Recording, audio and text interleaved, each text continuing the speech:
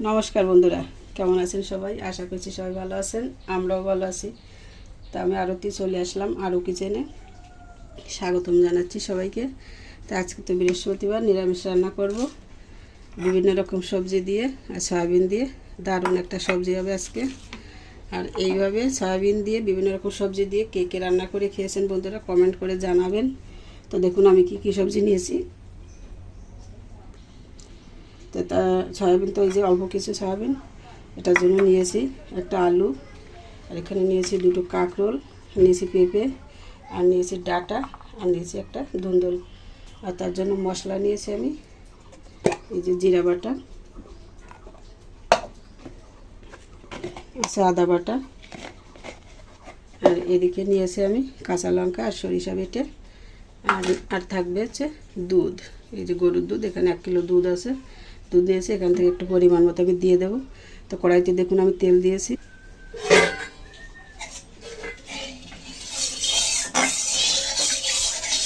তেল কিন্তু গরম হয়ে গেছে, আমি ফোড়নে দিয়ে দেবো।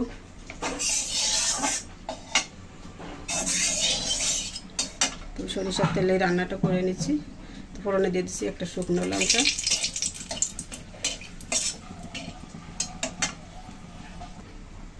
দিয়েছি 5 ফোড়ন। ফোড়নটা সুন্দর করে ভেজে নিলাম, দিয়ে দিচ্ছি কেটে রাখা আলুগুলো আগে।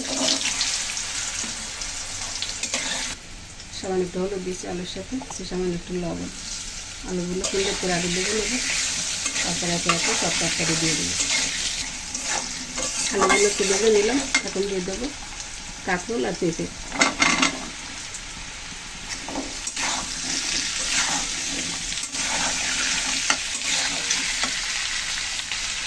সয়াবিনগুলো এখন দিয়ে দিচ্ছি, একই সাথে ভাজা হয়ে যাবে।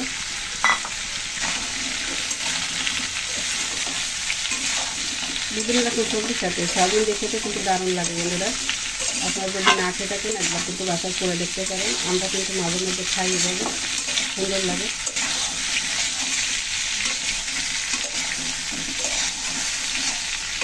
এসব তরকারিটা একটু ভেজে নিলাম, এখন দিচ্ছি ডাঁটাগুলো।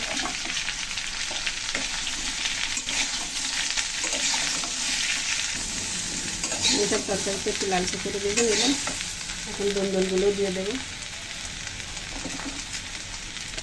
তরকারির সাথে সামান্য একটু হলুদ দিয়ে দিলাম, আবার একটু ভালো করে ভেজে নেবো সব কিছু দিয়ে। দেখুন সয়াবিনগুলো কত সুন্দর ভাজা হয়ে গেছে নিরামিষ তরকারির সাথে। এখন আমি মশলা দিয়ে দেবো। দিচ্ছি 1 চামচ আদা বাটা, 1 চামচ জিরা বাটা, 1 চামচ কাঁচা লঙ্কা বাটা, দিচ্ছি 1/2 চামচ লঙ্কার গুঁড়ো। কাঁচা লঙ্কা দিয়ে রান্না করার ইচ্ছা ছিল সম্পূর্ণ, কিন্তু মনে হচ্ছে একটু কম হয়ে যাবে, তাই একটু দিয়ে দিলাম শুকনো।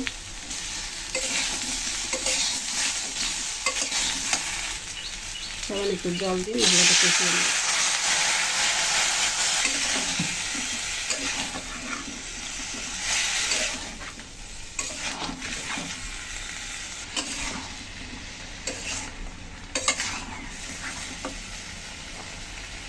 এখন দিয়ে দিচ্ছি পরিমাণ মতো লবণ,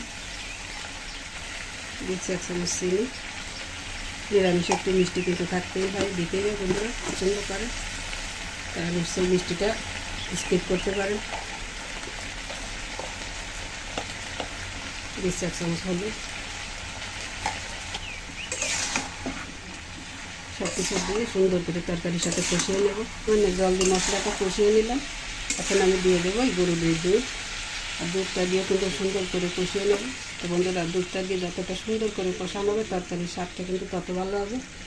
আর এই দুধ কিন্তু যদি কেউ জলের উপর দেন তাহলে কিন্তু তরকারিতে গন্ধ আসবে। অর্থাৎ এইভাবে তরকারিতে যদি কেউ গরুর দুধ দিয়ে রান্না করেন নিশ্চয়ই কিন্তু এইভাবেই দিতে হবে। আর তরকারি কষাতে কষাতে দুধ থেকে যখন তেল ফুটে উঠবে তখন কিন্তু দুধটার স্বাদটাই বেড়ে যাবে। তো আমি এভাবে এখন অনেকক্ষণ ধরে কষিয়ে নেব, দেখতে থাকুন। তো বন্ধুরা দেখুন, আমি নারকেলের দুধ বলা হয় আসলে গরুর দুধ দিয়ে কিন্তু আর মশলা দিয়ে সুন্দর করে তরকারির সাথে কষিয়ে নিলাম। আর দেখুন মশলা থেকে কিন্তু তেল ছেড়ে দিয়েছে, অর্থাৎ দুধ কিন্তু ভালো করে ভেজে নেওয়া হয়ে গেছে। অর্থাৎ ওই দুধ থেকে কিন্তু একটা গন্ধ আসবে না। এখন আমি জলের জন্য জল দিয়ে দেবো, দিয়ে দিচ্ছি জল।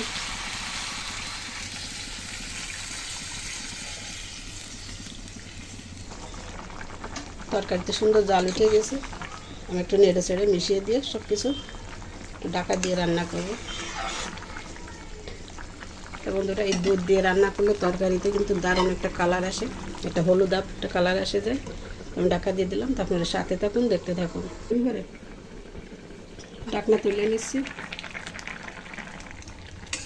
তো বন্ধুরা, আমি একটা কথা বলেছিলাম যে দুধ দিয়ে রান্না করলে তরকারি কালারটা কিন্তু একদম অন্যরকম হয়। দেখুন একদম হলুদাভ, ক্যামেরায় যতটা ভালো দেখাচ্ছে তার থেকে কিন্তু দুর্দান্ত একটা কালার এসেছে। তো রান্না তো করে অর্ধেক হয়ে গেল। আমি এখন দিয়ে দেবো এই যে সরিষা বাটাটা, একটু গুলিয়ে রেখেছি, জলে দিয়ে দিলাম। আর দিচ্ছি সামান্য একটু আদা বাটা আর একটু জিরা বাটা দিয়ে দিলাম। তরকারি রান্নার মাঝপথে কিন্তু আদা জিরাটা এভাবে কাঁচা দিলে কিন্তু সুন্দর একটা স্বাদ আসে। আপনারা কে কীভাবে রান্না করেন কমেন্ট করে জানাবেন। আমি নিরামিষটা এইভাবেই কতভাবে করে আপনাদেরকে দেখাচ্ছি।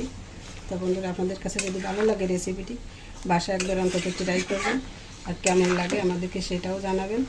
আর যদি ভালো লাগে একান্তই চ্যানেলটিকে সাবস্ক্রাইব করবেন, ফলো দেবেন, আমাদের সাথে থেকে এভাবে দেখতে থাকবেন আমাদের নিত্য নতুন ঘরোয়া রান্নার টিপসগুলো।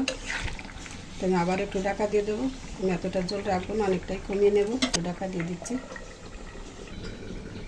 ঢাকনা তুলে নিলাম।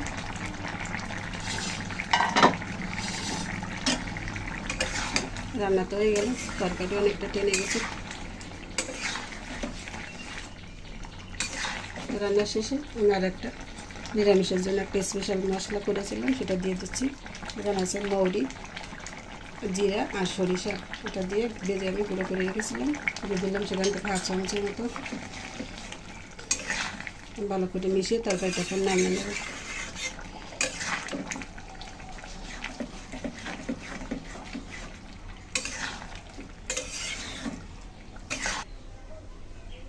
তো বন্ধুরা, তরকারি কিন্তু নামিয়ে নিচ্ছি। হ্যালো, আর আজকে কী কী রান্না হলো? আর কি রান্না হবে, এই যে সবজি করলাম, যেটা আজকে বৃহস্পতিবার, আর বেশি কিছু করছি না। এই যে এদিকে পেঁপে ভর্তা করেছি, পেঁপে ভর্তা, সবজি, আর এই যে দুধ, এই যে দুধ, আর দুধ কেবল বসালাম কড়াইতে। আচ্ছা ঠিক আছে, সব মিলিয়ে আজকে মোটামুটি ভালোই দুপুরে জমবে খাবার। তো বন্ধুরা, তরকারিতে এই যে নামিয়ে নিলাম। কেমন লাগলো আপনাদের কাছে দেখতে? তো ভালো লাগলে চ্যানেলের সাথে থাকবেন, দেখতে থাকবেন এভাবে আমাদের নিত্য নতুন এই ঘরোয়া রান্নার রেসিপিগুলো। তো সবাইকে অসংখ্য ধন্যবাদ ও নমস্কার জানিয়ে আজকের মতো এই পর্যন্তই রাখছি। তো সবাইকে ঈশ্বর যেন ভালো রাখুন, সুস্থ রাখুন। ধন্যবাদ সবাইকে।